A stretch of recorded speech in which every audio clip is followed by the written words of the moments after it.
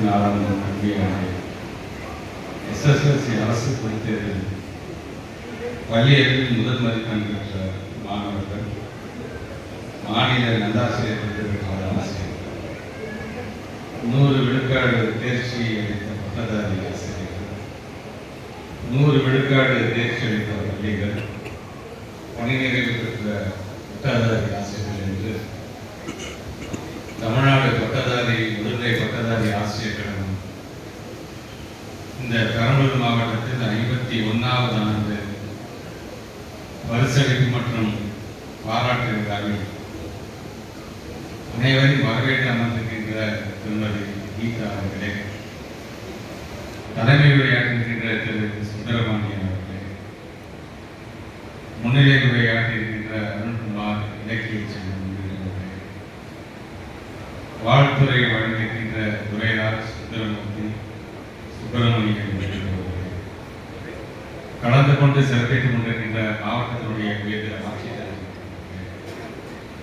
வாழ்த்துறை வழங்கியிருக்கின்ற சிகரம் சதீஷ் அவர்களே, சங்கத்தினுடைய மாநில தலைவர் திரு மகேந்திரன் அவர்களே,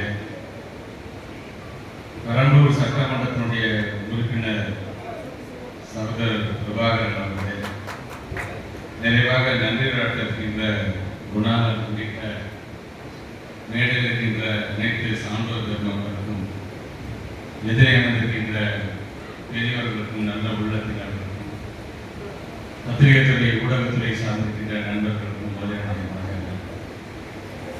2-3 நாட்களாக கொஞ்சம் உடல்நிலை சரியில்லாமல் இருந்தது என்று சொன்னாலும் மருத்துவர் எங்கும் வெளியே செல்லக்கூடாது என்ற அறிவுரை வழங்கியிருந்தார் என்று சொன்னாலும் கொடுத்த தேதியில் கலந்து கொள்ள வேண்டும், காத்திருப்பது எங்களுடைய குடும்ப உறுப்பினர்கள் இந்த நிகழ்வை வராமல் கலந்து கொள்கின்ற ஒரு நிலையை நானே எனக்காக உருவாக்கி கொண்டிருக்கிறேன். இங்கே ஏறத்தாழ நான் வருகை தந்ததற்கு முன்பாக சொன்னார்கள் 81 பள்ளி மாணவர்கள், 381 ஆசிரியர் பெருமக்கள், 100% தேர்ச்சி பெற்று கொடுக்கின்ற பள்ளிகள் என்று இவர்களுக்கெல்லாம் பாராட்டு சான்றிதழை வழங்க வேண்டும் என்று சொல்லியிருக்கிறார். உங்கள் அனைவருக்கும் அதனுடைய வாழ்த்துக்களையும் பாராட்டுகளையும் பெரம்பலூர் மாவட்டத்தை சார்ந்திருக்கின்ற ஆசிரியர் பெருமக்களுக்கும், மாணவர்களுக்கும், பள்ளிகளுக்கும் மட்டுமல்ல, இதை ஒரு நல்ல வாய்ப்பாக பயன்படுத்தி கொண்டு தமிழ்நாட்டில் இருக்கின்ற அனைத்து இது போன்ற பள்ளிகளுக்கும், இவருடைய பெருமத்திற்குரிய ஆசிரியர் பெருமக்களுக்கும், மாணவ செல்வங்களுக்கும் என்னுடைய பாராட்டுகளை நான் தெரிவித்துக் கொள்கிறேன். இந்த சங்கத்தை பற்றி இதற்கான பழைய புகைப்படத்தை தான் நம்முடைய ஆசிரியர் மகேந்திரன் அவர்களிடம் காண்பித்தார்கள். வீரபாண்டியார் கலந்து கொண்ட வீரமிக்க சங்கமாக இந்த சங்கத்தை நான் பார்க்கிறேன். இனமான பேராசிரியர் கலந்து கொண்ட அறிவு சார்ந்த ஒரு சங்கமாக இதை நான் பார்க்கிறேன். முத்தமிழர் கலைஞர் கலந்து கொண்ட முத்தான சங்கமாக இந்த சங்கத்தை நான் பார்க்கிறேன். இந்த மண்ணின் மைந்த என்னுடைய பேரத்திற்குரிய அண்ணன் ராசா கலந்து கொண்ட ஒரு சங்கமாக இந்த சங்கத்தை நான் மகிழ்ச்சியோடும் பெருமையோடும் நான் பார்க்கிறேன்.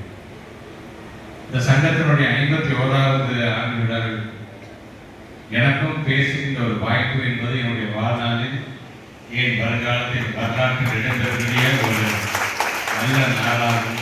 இந்த நாளை நான் ஆசிரியர் பெருமக்கள் ஒவ்வொருவரும் எந்த அளவுக்கு நீங்கள் உங்களுடைய உழைப்பை செலுத்தியிருக்கிறீர்கள், இப்படிப்பட்ட ஒரு தேர்ச்சியை நாம் பெற்றிருக்கோம் என்று சொல்லும் பொழுது, ஒரு காலத்தில் இந்த பெரம்பலூர் மாவட்டம் 29வது இடத்தில் இருந்தது என்று சொல்லும் பொழுது, கடந்த ஆண்டு 10ஆம் வகுப்பு தேர்ச்சியில் மாநிலத்திலே முதலிடத்தில் வந்த இந்த பெரம்பலூர் மாவட்டம் இந்த ஆண்டு அது 8வது இடத்தில் இருக்குது என்று சொன்னாலும், அது வருங்காலத்தில் போட்டி போட்டுக்கொண்டு மீண்டும் முதலிடத்தில் வரும் என்கின்ற நம்பிக்கை எனக்கு இருக்கின்றது.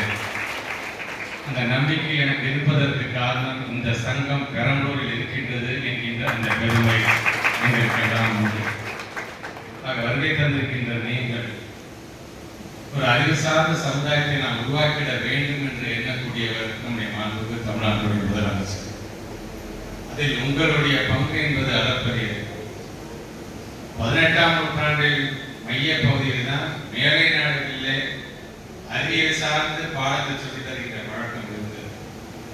நான் அன்றைக்கு இன்னைக்கு உரையாற்றுகளாம் சொன்னது கூட திராவிட இயக்கத்துடைய தலைவர் தந்தை பெரியாரிலிருந்து பேரறிஞர் அண்ணா, முத்தமிழர் கலைஞர்கள் இவர்களுடைய தூண்டுதல், இவர்களுடைய இந்த போராட்ட குணத்தின் காரணமாகத்தான் அறிவியல் சார்ந்த பாடத்தை பள்ளி பிள்ளைகளுக்கு நாம் சொல்லித்தர வேண்டும் என்கின்ற எண்ணத்தில் இன்றைக்கு தமிழ்நாட்டிலும் இதை நாம் கொண்டு வந்திருக்கின்றோம். அதனால்தான் விண்வெளியை சார்ந்திருக்கின்ற இது போன்ற விஞ்ஞானிகள் நாம் பெற்றெடுத்திருக்கின்றோம் என்று சொல்லும் பொழுது, அதுவும் எங்களுடைய அரசு பள்ளியை சார்ந்திருக்கின்றவர் தான் இது போன்ற விஞ்ஞானிகளாக வந்திருக்கிறார் என்று சொல்லும் பொழுது, நம்முடைய திராவிட இயக்கத்துடைய தலைவருக்கெல்லாம் கிடைத்திருக்கின்ற ஒரு மிகப்பெரிய ஒரு பெருமையாக இங்கே நான் கருதுகின்றேன். ஆக அந்த வகையில் தான் இன்றைக்கு இந்த பெரம்பலூர் மாவட்டத்தில் உங்களை நாம் சந்தித்து உரையாற்றுகின்ற ஒரு மிகப்பெரிய ஒரு வாய்ப்பு. வாழ்த்து சொல்கின்ற அதே வேளையில் நீங்கள் உங்களுடைய கோரிக்கைகளும் நீங்கள் வைத்திருக்கிறீர்கள். சங்கத்தினுடைய பொருளாளர் திருவாரூர் மாவட்டத்தை சார்ந்தவர் என்று சொல்லுகின்ற அதே வேளையில் என்னதான் தமிழ்நாட்டுடைய முதலமைச்சராக இருந்தாலும் நமக்கெல்லாம் நிதியை வழங்க வேண்டிய பொருளாளராக இருப்பவரும் திருவாரூர் மாவட்டத்தை சார்ந்தவர் தான். அதான் நீங்களை கவலை கொள்ள வேண்டாம். அவர் சொன்ன அதே வார்த்தை தான். தேர்தல் நேரத்துக்கு என்னென்ன வாக்குறுதிகளை நாங்கள் வழங்கியிருக்கின்றோமோ அதை நிறைவேற்றி தருகின்ற கூடிய ஒரு முதலமைச்சரை தான் நாம் பெற்றிருக்கிறோம் என்பதை நீங்கள் மறந்திருக்க கூடாது. ஆக அதை நாங்கள் படிப்படியாக நிறைவேற்றுவதில்லை. இன்றைக்கு நம்முடைய தமிழ்நாட்டு முதலமைச்சர் தன்னை முழுமையாக ஈடுபடுத்தி கொண்டிருக்கின்றார். ஆக அந்த வகையில் உங்களுடைய கோரிக்கைகள் நீங்கள் ஏற்கனவே சொன்ன கோரிக்கைகள் தான். அந்த கோரிக்கைகள் மீண்டும் நம்முடைய தமிழ்நாட்டுடைய முதலமைச்சர் மட்டுமல்ல, செப்டம்பர் 5ஆம் தேதி நடந்த நிகழ்விலே நம்முடைய பாராளுமன்றத்தினுடைய தலைவர் லியோனியன் பேசும் பொழுது ஒரு கருத்தை வலியுறுத்தி சொன்னார்கள். என்ன சொன்னார்கள் என்று சொன்னால், பிள்ளைகளுக்கு பால் வழங்கக்கூடிய அந்த தாய்க்கு கொஞ்சம் டெங்கு காய்ச்சல், கவலைப்படாதுங்க, சரியான பிறகு அந்த பால் முறையாக வழங்கப்படும் என்று அவர் பேசி அமர்ந்த பிறகு நம்முடைய மாண்புமிகு தமிழ்நாட்டினுடைய இன்றைய துணை முதலமைச்சர் சொன்னார், அது டெங்கு காய்ச்சலாம் இல்லை, அது சாதாரண வயிறு ஃபீவர் தான், அது சீக்கிரம் குணமாகி உங்களுக்கான பால் உடனடியாக வழங்கப்படும் என்று சொல்லியிருக்கிறார்.